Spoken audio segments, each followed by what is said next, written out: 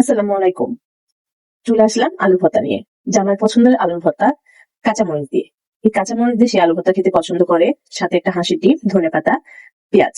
এখন আমি দিয়ে দেবো এখানে লবণ। এখানে আমি স্বাদ মতো লবণ দিয়ে দিব। তুমি কি করো? আমি এখানে কি করি, কাজ করি।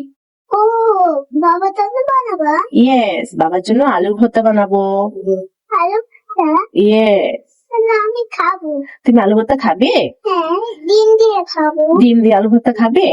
আমি তো এখানে কাঁচামরিচ দিয়েছি, তুমি কি কাঁচামরিচ দিয়ে খাবে? না, তাহলে কি দিয়ে খাবে? আমি একটা ডিম দিয়ে আলু দিয়ে।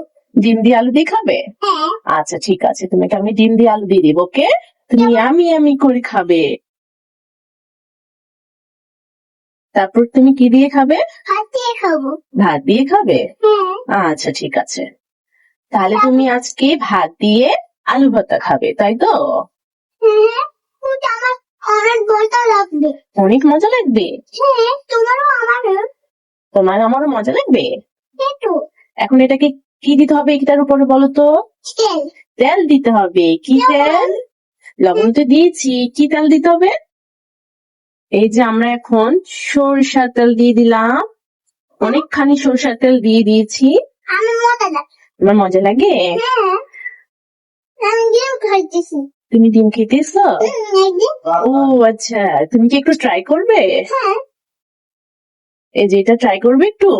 না, এটা এই মরিচটা ভালো লাগে না, শাক ভালো লাগে, ডিম ভালো লাগে। মরিচ ভালো লাগে না, শাক ভালো লাগে, ডিম ভালো লাগে। মাশাআল্লাহ, আমার আরেক আলু মনি ভালো লাগে। এগুলো অনেক ভালো লাগে। আলু ভালো লাগে।